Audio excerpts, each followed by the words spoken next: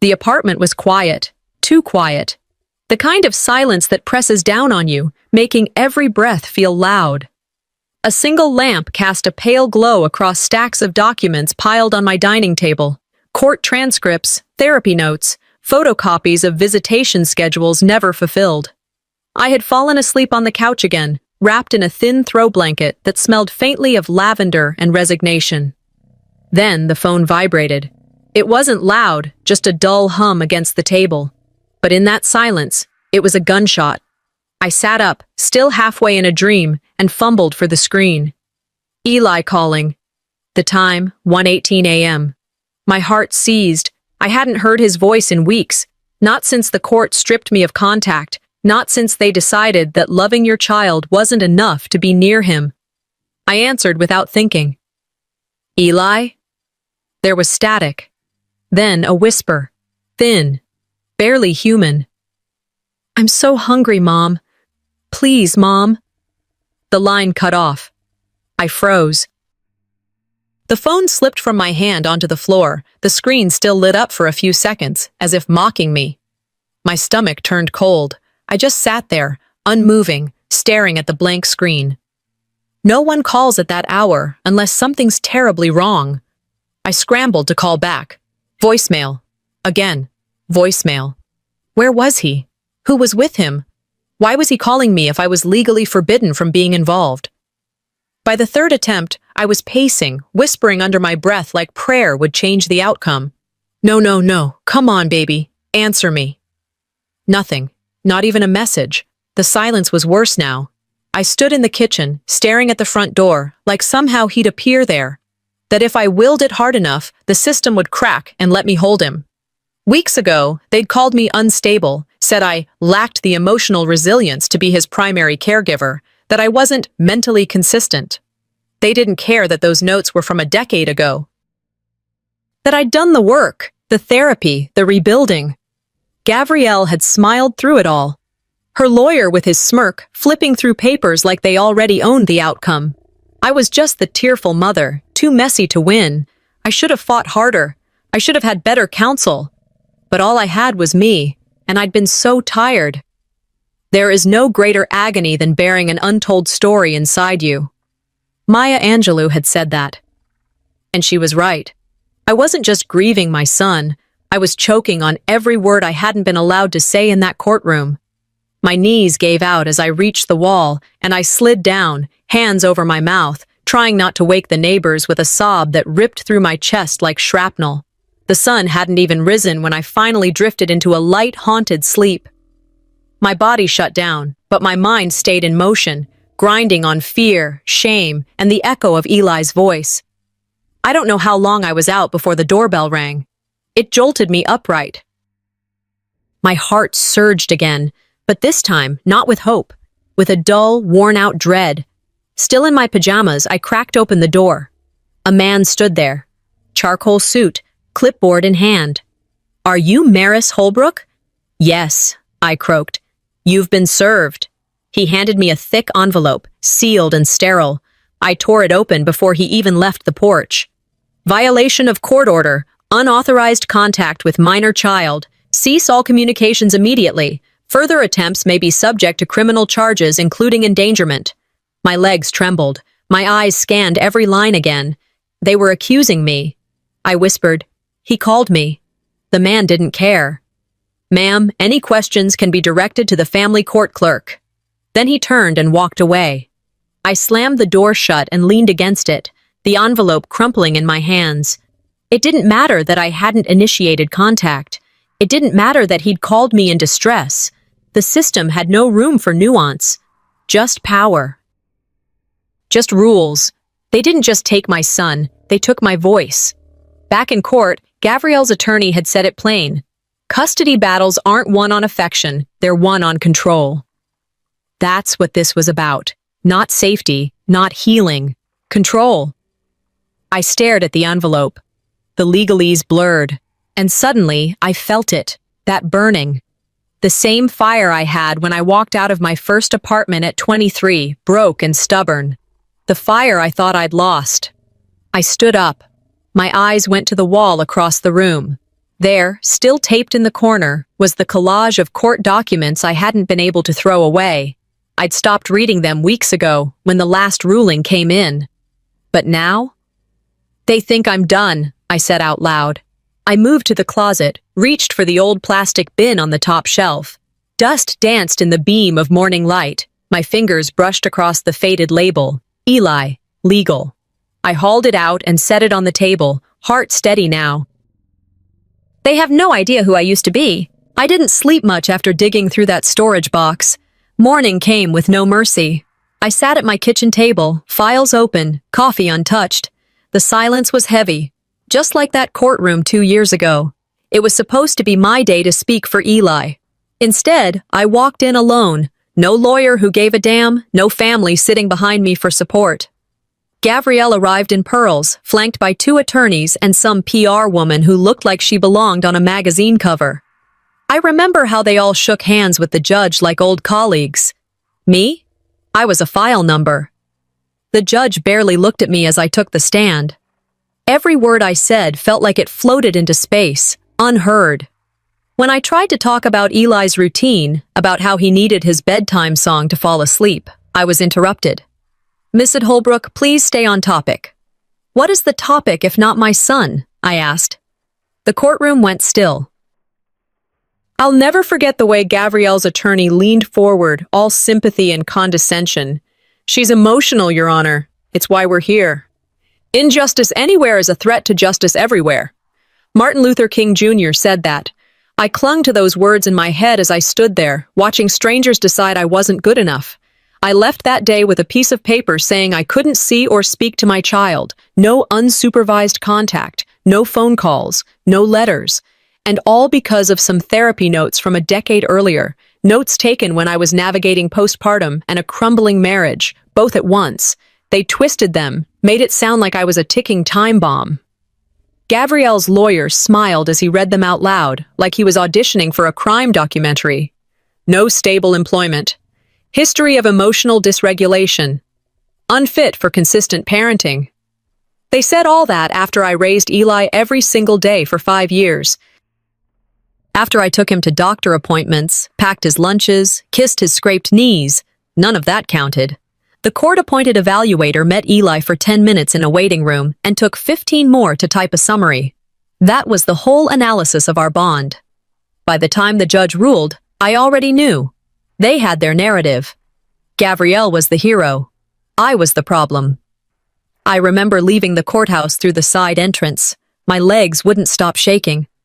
A woman offered to hold the door open, and I thanked her in a voice I didn't recognize.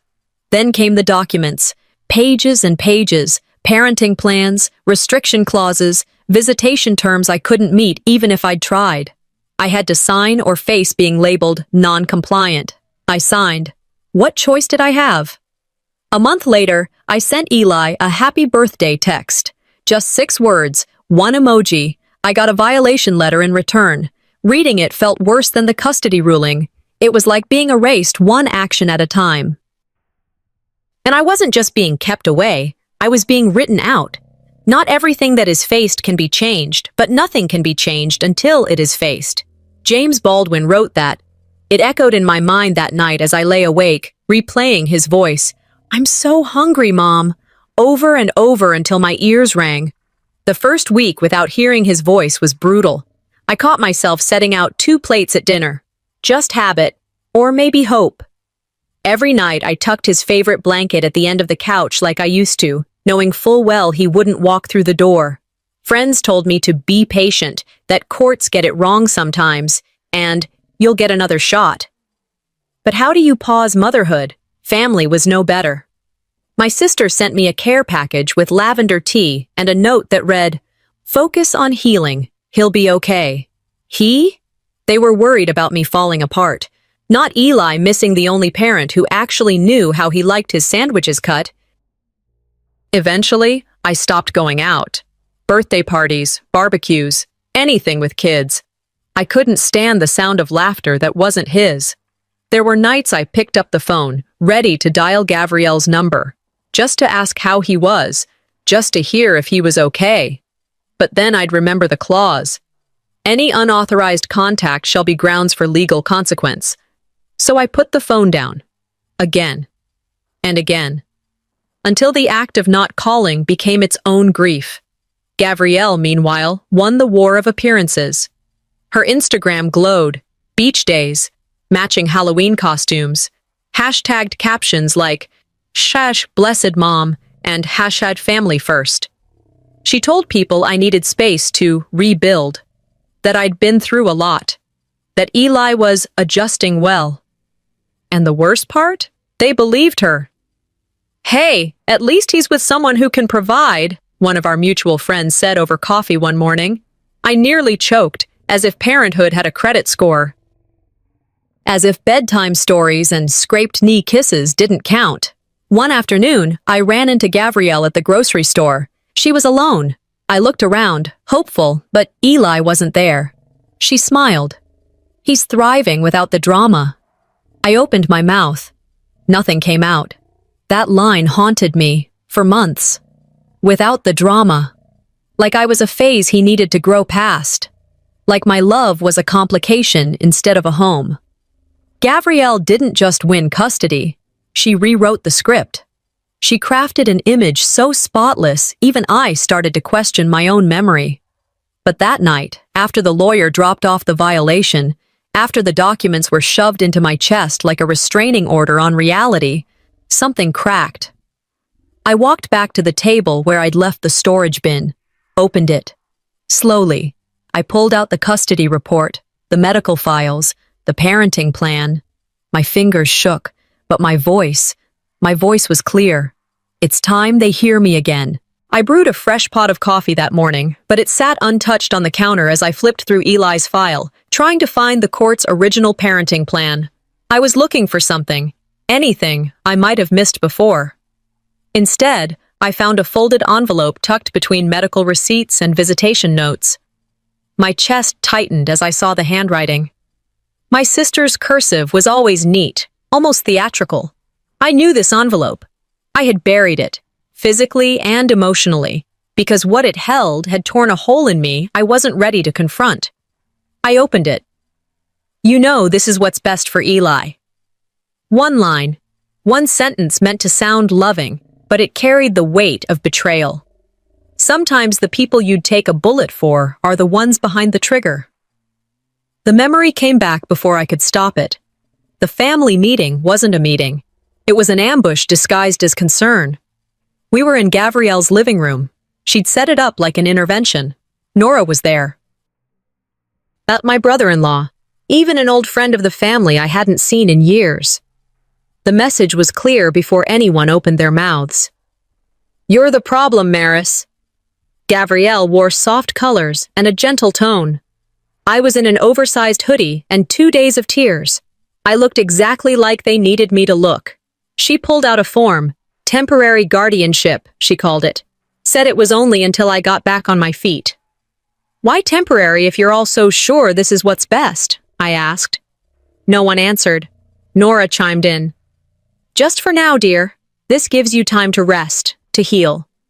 But I wasn't broken. I was cornered. I signed the paper. Not because I believed in it, but because fighting them meant fighting my own family. And I didn't have the strength left to fight on 2 fronts. Gabrielle folded the document neatly, slipped it into her leather bag like it was a prize she'd earned. What I didn't know then was that piece of paper cost me everything. From that moment on, I couldn't access Eli's school records, couldn't approve his doctor's visits, couldn't even be listed as an emergency contact. They handed me silence and expected me to thank them for the break. She used the paper like armor. When people asked why I wasn't around, she had the document. When courts asked about my involvement, she had signatures. When Eli asked about me, God knows what she said. In families, betrayal is never clean. It's folded in silence, presented with a smile. 2 months after signing, I tried to revoke the guardianship. Hired a lawyer using the last of my savings. He read the paperwork, shrugged, and said, "You signed it, doesn't matter why." That signature had become my silence, legalized and laminated. And still, Nora stood behind it. She believed in the illusion Gabrielle built. Thought consistency mattered more than connection. Once, I overheard her at a church luncheon saying, "Maris means well, but she's fragile." Fragile.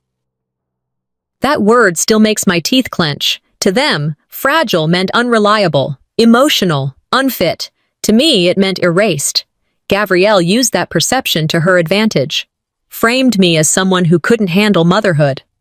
"I'm doing what Maris can't," she once said to a mutual friend, loud enough for me to hear. That was when I stopped attending family gatherings. Thanksgiving came and went without an invitation. Christmas photos were mailed out without Eli's signature or mine. I became a shadow in my own bloodline's scrapbook. They didn't just exclude me, they rewrote the story to explain my absence in ways that kept their hands clean. That morning, holding my sister's letter again, I didn't cry. I scanned it, saved it. Then I opened a fresh document titled Family Coercion, Chronology. I wrote down everything I remembered from that meeting. Names, dates, phrases, looks exchanged. I wasn't going to rely on memory again.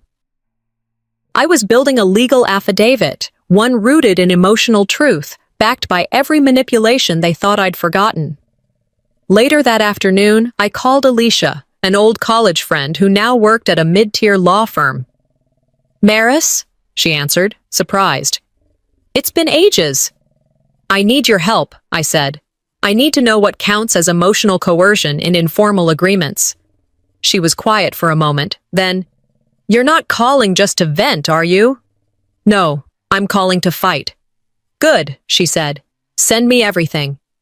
I hung up, feeling something stir inside me I hadn't felt in years. Not anger, not sorrow. Focus. Never confuse a single defeat with a final defeat. F. Scott Fitzgerald wrote that. I read it again as I pasted it into the header of my notes. That signature from 2 years ago had silenced me. Now I was about to make theirs scream. I stared at the scanned letter on my laptop, enlarging the handwriting. This time, it wouldn't be folded and forgotten.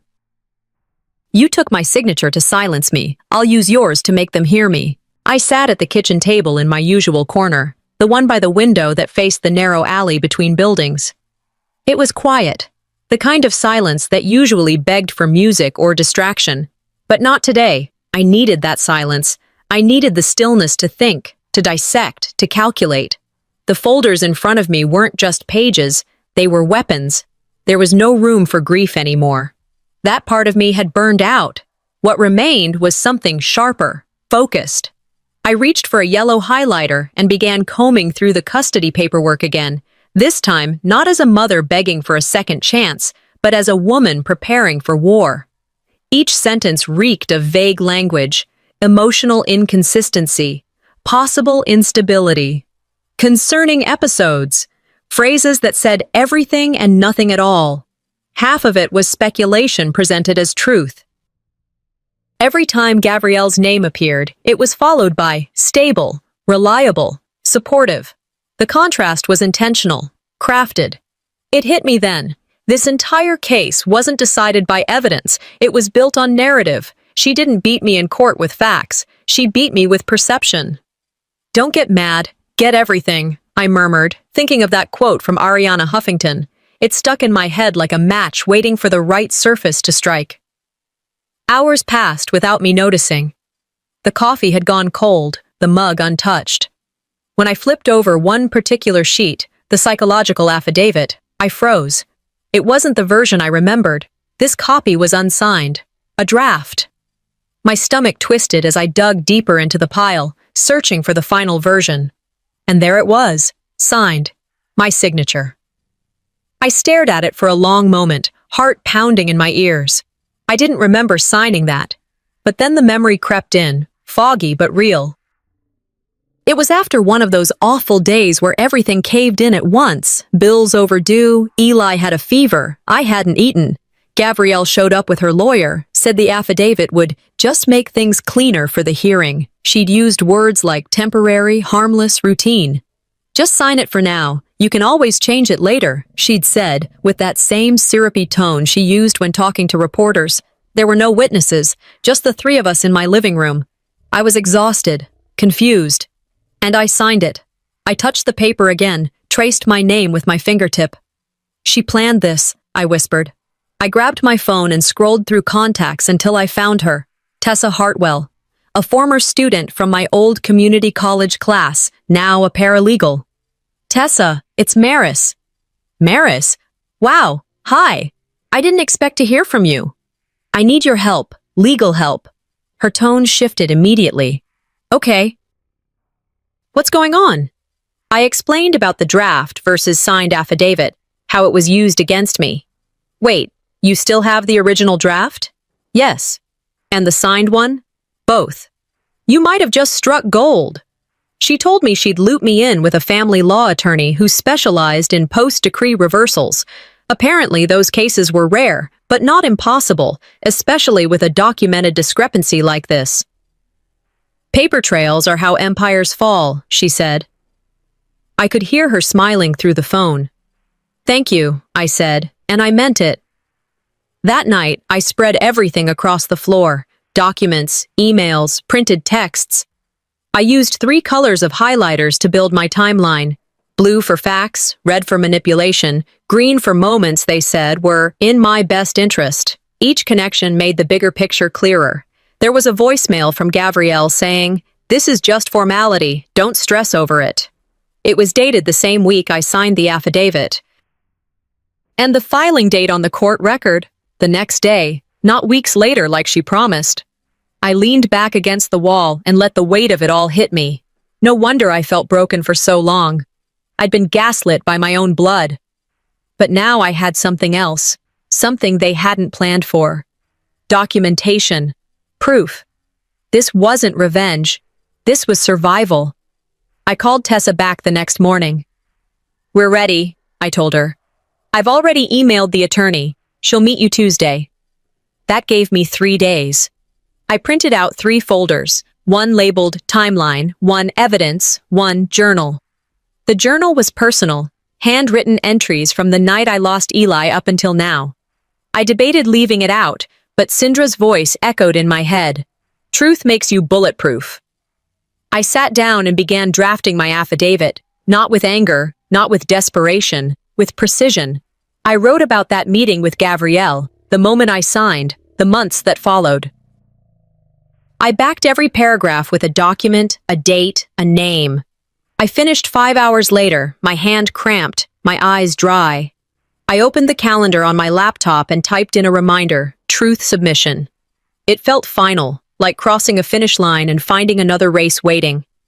Just as I was saving the affidavit, an email alert pinged.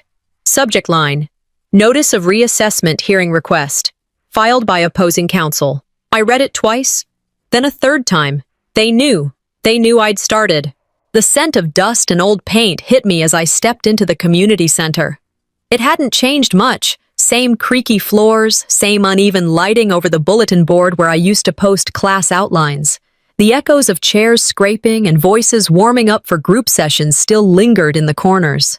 I stood there for a moment, letting my eyes wander across the now empty classroom where I used to teach communication workshops every Thursday night. Back then, I felt like someone. I didn't have to fight to be heard. I guided people through difficult conversations, helped them find their words.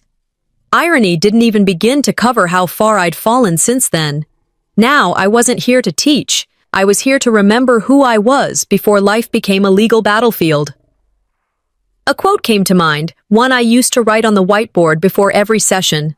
Sometimes you have to go back to where you were whole to remember what you're capable of. I took a slow breath and stepped further inside. Syndra walked into the cafe 20 minutes late, but with the kind of urgency that told me she came straight from court. "Maris?" she said, approaching with cautious excitement. I smiled, nodded. "Hey, Syndra, thanks for making time." "Are you kidding? You were the first person who ever told me I had a voice." We sat down, and I slid a thick folder across the table. Custody rebuttal, Stage 1. She opened it, brows tightening as she skimmed the contents. Her fingers paused on the forged affidavit. "Is this your signature?" she asked. "It is. But I didn't understand what I was signing at the time. And here, this is the unsigned draft they had me review the day before." Syndra's jaw clenched slightly.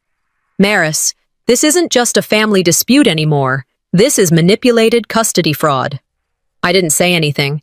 I let that word, fraud, settle in the space between us. She nodded slowly. If we can demonstrate evidentiary misconduct and emotional coercion, you've got a case. It's not easy, but it's doable. I looked her in the eyes. I don't want sympathy. I want clarity, strategy. Sindra leaned forward. Then let's get to work. You were the first teacher who made me feel heard. It's my turn now. That statement cracked something inside me, not from pain, but from possibility. Later, in her small office lined with legal textbooks and coffee-stained folders, I admitted what had been pressing hardest on me. They already think I'm unstable, I said. If I show too much emotion, it plays into their story. Sindra didn't flinch. Then let's show them something they didn't prepare for. Calm, documented, relentless. She took every paper I had, the journals, the voicemails, even printouts of text threads I didn't think mattered. No detail is small in family court, she said, especially not when it's coming from someone they underestimated. For the first time in a long time, I didn't feel alone. I didn't feel like I was grasping at the edge of a cliff. I felt prepared.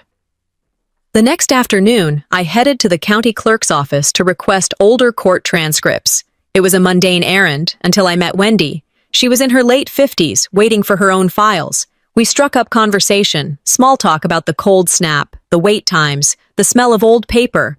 Then she glanced at the folder I was holding. Family court? She asked. Yeah, she nodded slowly. I lost my son to the system for 2 years. He was 5. They said I was too erratic. Turns out, I was just too loud. My throat tightened. How did you get him back? She looked me dead in the eye. I stopped asking for sympathy and started building a record that made the system look guilty. I exhaled. That's what I'm trying to do. She smiled, tired but kind. Then don't wait for the right moment. You make the right moment. Before we parted ways, she leaned in and said, You only lose when you stop being their mother in your mind.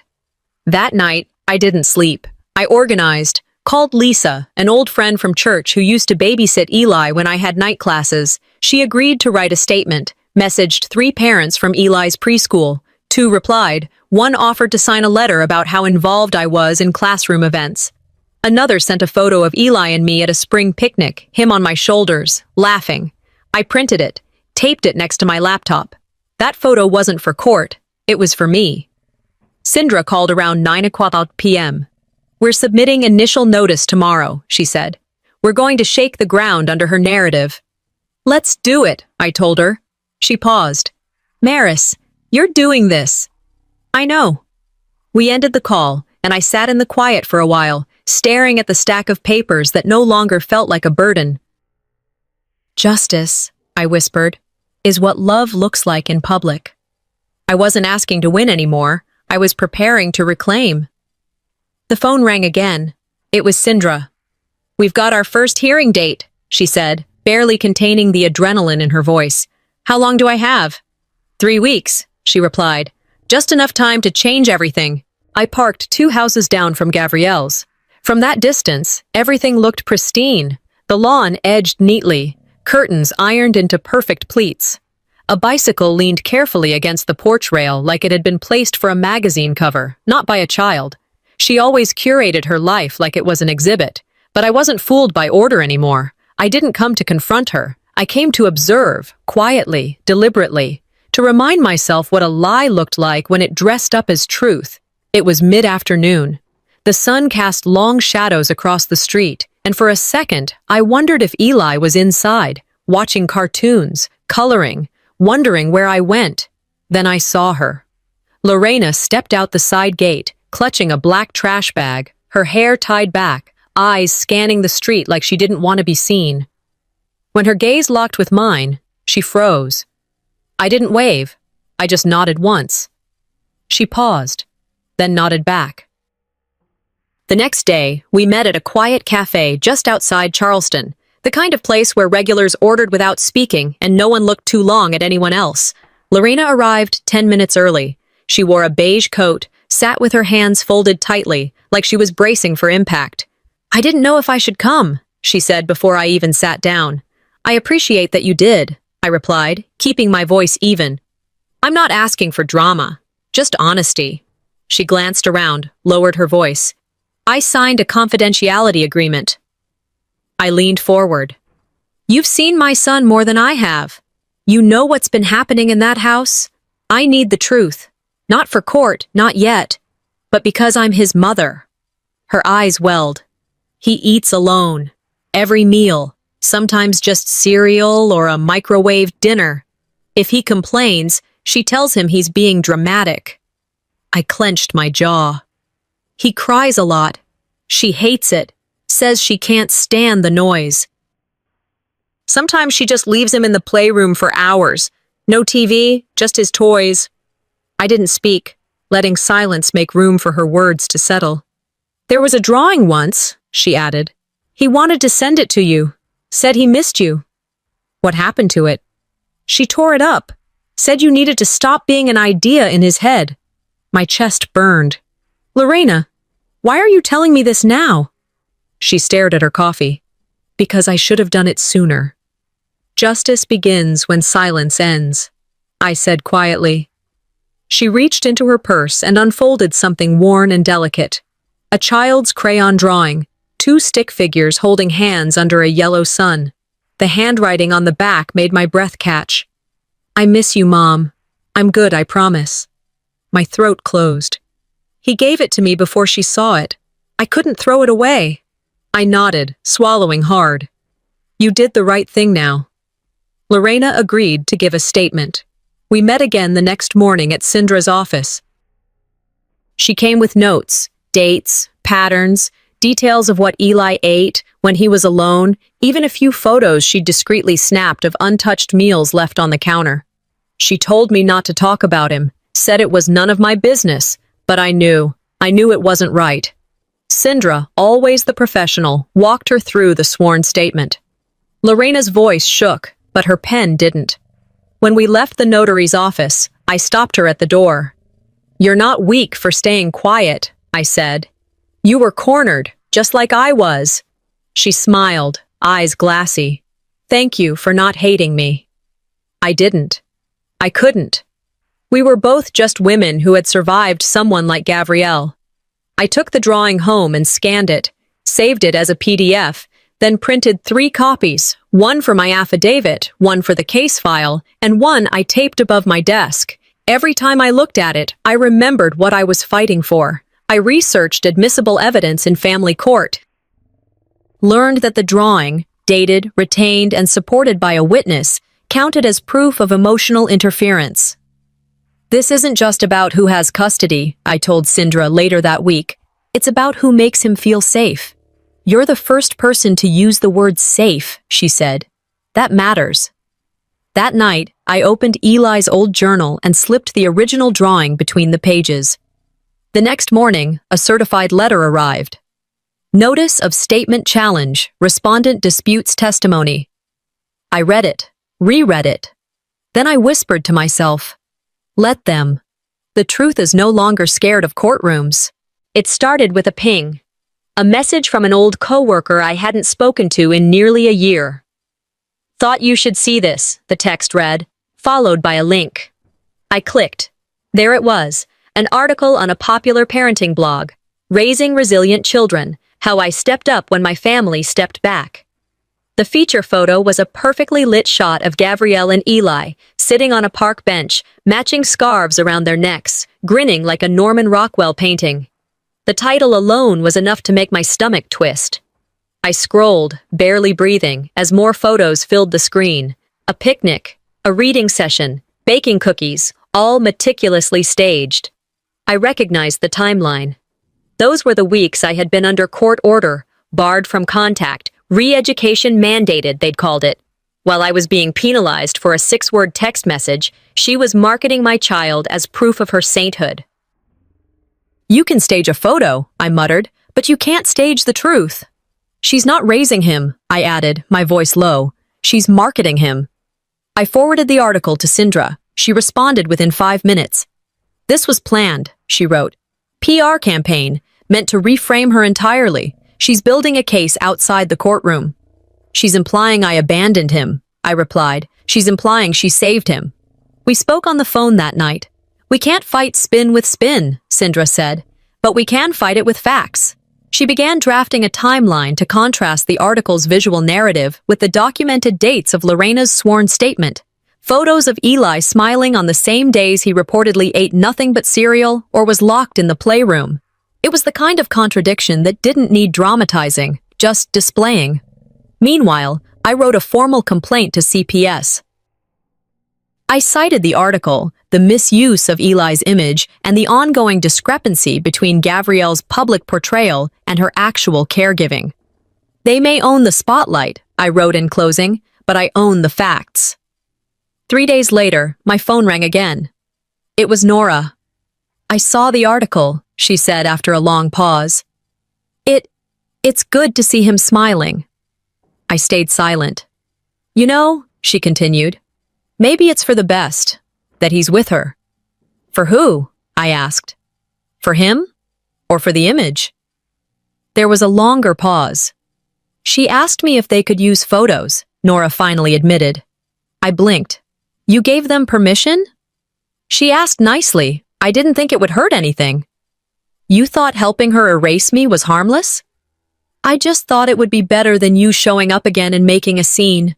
My mouth went dry. Wow. Maris, you stood in front of a camera, Nora, not behind me. I hung up. That call felt worse than the custody ruling. Gabrielle had stolen Eli. But my mother? She'd handed him over. I sat at my desk and opened the archive of past emails and texts from Nora, ones where she'd defended Gabrielle's intentions, said I needed structure and shouldn't take things so personally. Sindra read through them with me later that evening. This is more than neglect, she said. This is systemic enablership. She didn't act alone. I nodded. Let's show the judge who built the scaffolding under her lies. Sindra helped assemble the next submission, the article itself, metadata from the photo uploads, statements from Lorena. We even annotated Eli's school lunch records, days marked with skipped or minimal meals lined up with days of happy social media posts. She'll say you're bitter, Sindra warned. They always do. I'll sound honest, I said, and that they won't be ready for. I rehearsed my affidavit aloud. No shaking, no crying, just dates, names, details. This was the pre-trial, not in court, but in credibility. This was about clearing the fog she'd spent 2 years pumping into every conversation, every platform. That night, just as I was printing the final pages, my phone buzzed again. It was an email forward. Subject line, complaint of harassment, pending review. Someone had filed a complaint against me. Social channel misconduct. Baseless, but strategic. I stared at it, heart steady. They've started their counterstrike, I said aloud. Then I sat down, opened a fresh document, and whispered, let them come. This time, I'm not hiding. Sindra stood in my doorway, holding a small USB drive between her fingers like it weighed more than it looked. You're going to want to see this, she said. She didn't sit down. She just moved straight to my laptop, inserted the drive, and clicked open the only file inside. I followed her, my breath already shallow. Lorena found this, she said, tucked inside one of Eli's old toys. That red truck with the loose wheel, remember it? My eyes locked on the screen. A toy camera, cheap, gifted during last year's Christmas, had somehow become the quiet witness we needed. The footage began. It was grainy, the kind of low-light blur you get in a room lit only by hallway spill. But the audio was clear, painfully clear. A door slammed. Then came the sound of shuffling, followed by a choked whisper. I'm sorry I talked too loud. I'll be quiet now. Eli's voice. My fist clenched without me realizing. Not out of fear, but out of clarity. Out of 1,000 nights of wondering and finally hearing what no one wanted to admit. Sindra didn't speak. She didn't need to. I sat back, took a breath. Evidence speaks when hearts can't, I said. We replayed the clip, and this time I caught more. The ragged breathing, the shuffle of bare feet, a soft thud like he'd sat down on the floor. That night matches one of Lorena's logs, Sindra said, clicking through a file. Same date he skipped dinner. Same night he was found crying in the laundry room. And this? I asked, pointing to the drive. Lorena never touched it after she found it. Chain of custody's clean. I nodded. Then it's going in. We agreed to file it as a sealed exhibit with CPS and the court. But I wasn't done there. That night, I began writing a victim impact letter, not for the judge, not for SHOWE, but for myself. For Eli. There are cries a mother never forgets, I wrote, even when the system tries to silence them. That clip wasn't just evidence. It was his voice, trapped inside a box, waiting to be heard. 3 days later, my phone buzzed again. A cousin, distant, more loyal to gossip than to blood, texted me. Hey, Gabrielle's giving a speech at that fundraiser tonight. Cultural center. Whole town's there. I didn't respond. I didn't plan to watch. But the audio came anyway. Another cousin forwarded it. Someone in the crowd had recorded the whole thing. Gabrielle's voice filled my living room, smooth and polished. Some women aren't meant to be mothers, she said from the stage. They fall apart. I had to save Eli from that. I didn't scream. I didn't throw anything. I just let the words wash over me, then settle, heavy. She didn't know someone was recording. But now we did. Sindra was at my door within an hour, laptop open, fingers flying over the keyboard. She pulled the clip, cleaned the audio, created a full transcript. She lied about the custody ruling, she said. She misrepresented the court's findings and discredited you, publicly. Can we use it? Absolutely. This is defamation, Maris, stated in a public forum. I stared at the transcript. My hands were steady. This is how they self-destruct, I said. Not because we tear them down, but because they can't help exposing themselves. We labeled it Exhibit C. The next morning, Sindra submitted an emergency motion. Attached, the toy camera footage, Lorena's statement, the gala recording, the transcript, and my letter. This isn't just about missed signs, I wrote in my final statement. These were red flags, waved in the dark. As I printed the packet, I felt something click into place. I wasn't begging anymore. I was demanding accountability. I put on black, not for mourning, for readiness. That evening, my phone rang. Emergency hearing scheduled, the voice said. Next week, be ready. I looked out the window, the last rays of sun hitting the rooftops. Now they'll have to listen, I whispered, with the door wide open. The sky over West Charleston was as gray as the courthouse steps beneath my feet. Clouds hung low, pressing down on the street like the weight of what I carried in my arms, 3 thick folders labeled with precision. Timeline, evidence, affidavits. I wore the same black blazer from my first custody hearing, but my shoulders sat differently now. I wasn't here to beg, I was here to show. Sindra walked beside me, calm and alert, her tablet case swinging from one hand. When we entered the courtroom, the buzz of whispered speculation hit us like static. All eyes subtly turned toward the woman who wasn't supposed to return. Gabrielle sat already, poised, a silk blouse tucked perfectly, hair styled as if for television. Her attorney, Declan, leaned close to whisper something just as her gaze caught the folders in my hand. Her smile didn't falter, but her eyes narrowed. All rise, the bailiff called as the judge entered. We stood. This hearing is in response to the emergency motion submitted last week, the judge began, voice even. Ms. Holbrook, your counsel may proceed. Sindra stood, steady and methodical. Your Honor, we submit Exhibits A through D, supporting a motion for modification of custody and review of prior judgments. Exhibit A. Lorena's notarized statement detailing the household neglect. Exhibit B, the crayon drawing and letter Eli had written, hidden away. Exhibit C, the audio clip of Gabrielle's fundraiser speech. Exhibit D, the toy camera footage, complete with timestamps and chain of custody validation. When the video began to play, the courtroom hushed. Eli's tiny voice echoed from the speakers. I'm sorry I talked too loud. I'll be quiet now. Across the aisle, Gabrielle's jaw twitched. Declan shifted in his chair. A few heads turned toward them with discomfort. The judge nodded once, then asked, "And the letter?" Sindra stepped forward. "It was recovered by the housekeeper, who was instructed to destroy it. She preserved it instead." The judge studied the paper, reading aloud the words in Eli's scrawl. "I miss you, Mom. I'm good, I promise." He placed it down with deliberate care. "I'm allowing it as emotional context." The bailiff stepped out for a moment. When he returned, Eli walked in beside a court guardian. He looked smaller than I remembered, but his eyes scanned the room and landed on me. He didn't smile, but he didn't look away. The judge spoke gently. "Eli, do you remember making this drawing?" Eli glanced at Gabrielle. Her eyes, unreadable, flicked to him. He nodded. "Yes, but I wasn't supposed to." Time stood still. "Thank you," the judge said, signaling the guardian to escort him out. I didn't speak. I didn't cry. I just sat there, back straight, silently thanking my son with my eyes. Declan rose next.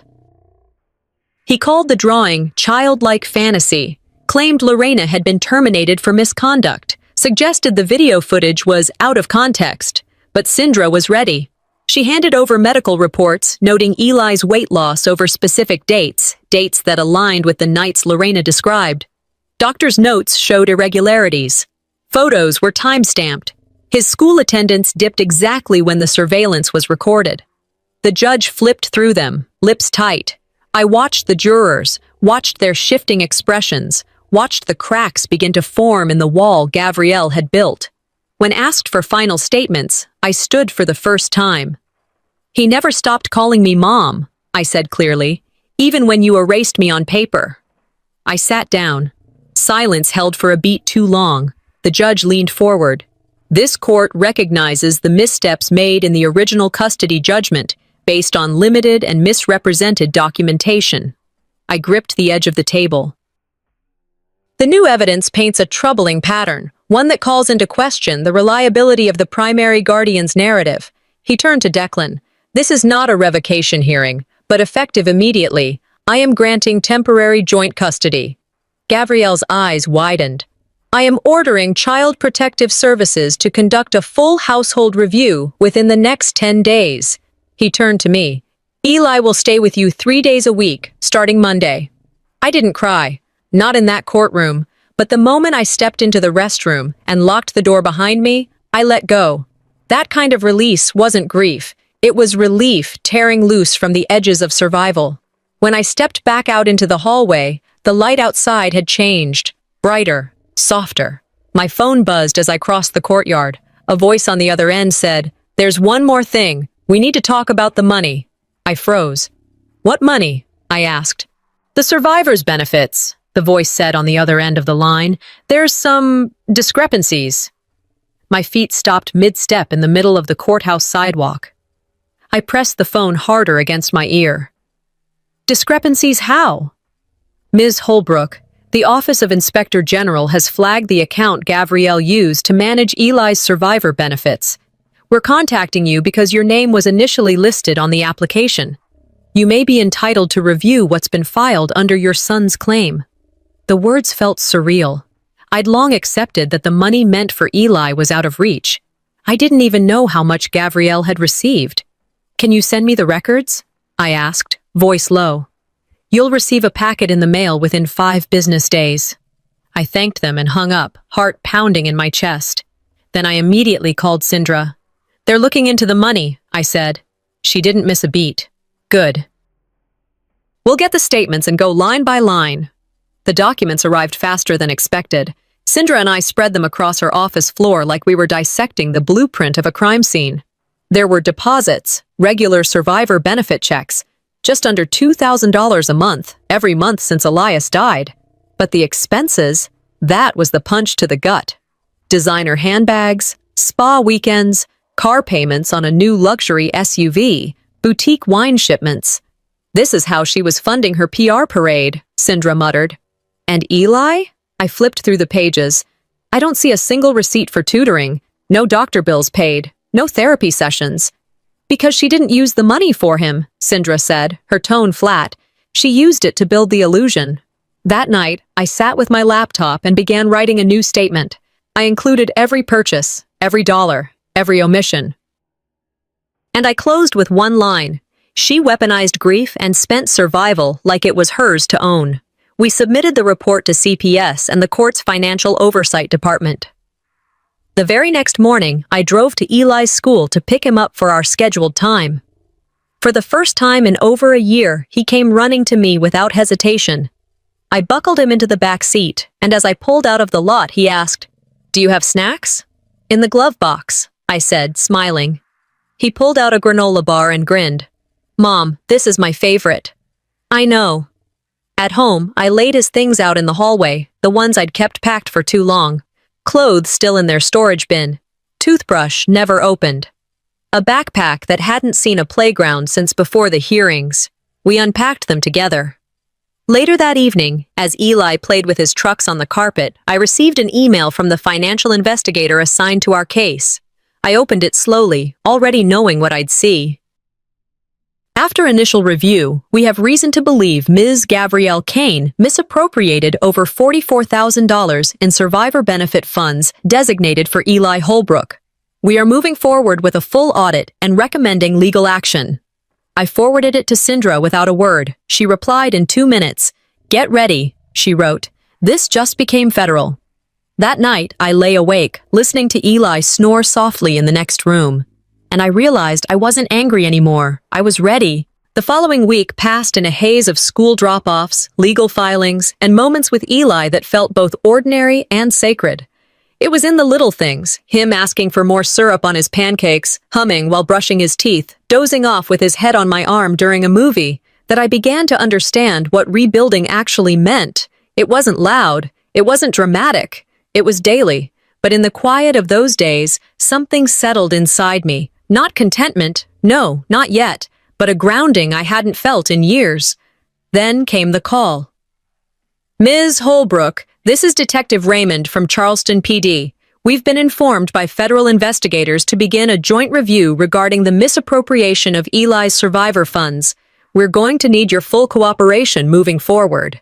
I agreed, of course. I had nothing to hide, but it made everything feel heavier, more real, like the lies we'd unearthed were now dragging people into a current much stronger than we first realized. That evening, after dinner and Eli's bedtime routine, I sat at the kitchen table and opened my laptop. I drafted a letter, not for court, not for publication, just for myself. "To Gabrielle," it began, "you didn't just take money. You didn't just take custody. You took presence, and you turned absence into a performance. I won't pretend forgiveness comes easy, but I am no longer interested in being the version of myself you wanted me to be." I printed it, folded it, slipped it into the back of a drawer next to the drawing Eli had made, the one I would never again allow anyone to throw away. 3 days later, I walked into church for the first time in over a year. Nora was already seated, her hands folded tightly in her lap. When she saw me, her face didn't change. I sat beside her, quietly. After the service, as people trickled out and the organ softened into silence, she turned. "You're not here for me," she said. "No," I replied. "I'm here for peace." She studied me. "You've changed." "I had to," I said. "Was I really that wrong?" Her voice trembled. I thought for a moment. "You weren't cruel, but you stood back when you should have stood with." She didn't speak again, and I didn't press her. We weren't here to fix anything. We were just two people sharing the same pew and the weight of years neither of us could rewrite. Later that afternoon, Eli and I went to the grocery store. As we walked through the cereal aisle, he tugged at my sleeve. "Can I get the kind with the bear on it?" I laughed. "Of course." And there it was again. Presence. Back home, as he napped on the couch, I answered a call from Sindra. "The feds just froze Gabrielle's accounts," she said. "She's going to have to answer for every dollar." I didn't smile. I didn't celebrate. Instead, I walked over to Eli, brushed a crumb from his cheek, and whispered, "We're going to be just fine." 2 weeks later, we were back in court. This time, it wasn't for custody. It was about the money. Gabrielle sat across from me, Not in polished silk or pearl earrings, but in muted tones, her jaw set hard. Her attorney was new. Declan had withdrawn from her case just days prior. The courtroom didn't buzz like before. No whispers, no turned heads, just the quiet hum of consequences catching up. Sindra stood, files in hand, voice steady. Your Honor, the Office of Inspector General has concluded its audit.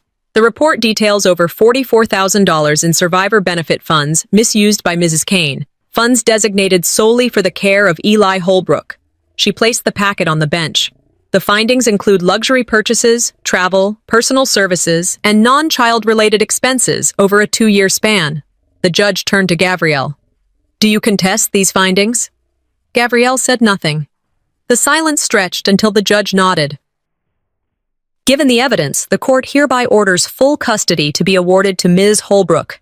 Mrs. Kane will be subject to restitution requirements and barred from managing any funds related to the child moving forward. My breath caught, not because I was surprised, but because the weight finally shifted. After all this time, the system was no longer protecting the performance. Outside the courthouse, the wind cut sharp, but it felt clean. Reporters had gathered. A few questions were tossed, but I kept my eyes on the horizon and my pace even. Eli was waiting. At home, he sat at the kitchen table, drawing in a fresh notebook. When he saw me, he grinned wide. Did we win? He asked. I sat beside him. Yes, baby, we did. He turned the page and began sketching 2 figures, a taller one with wild hair and a shorter one in a hoodie, holding hands. That's us, he said. I smiled. It always was. Later that evening, I opened the back drawer of my desk and pulled out the letter I'd written to Gabrielle weeks before. I read it once more, slowly. Then I tore it in half, then into quarters. Then again. Forgiveness didn't need to be mailed. It just needed to be chosen. The next morning, Eli and I packed up the old apartment. We were moving into a place with a backyard, one where I could plant a garden and he could build pillow forts in a real bedroom. I paused at the fridge, where his old drawing still hung. I added something to it, a key above the stick figure house. He looked up and laughed. What's that? That, I said, means the door is always open.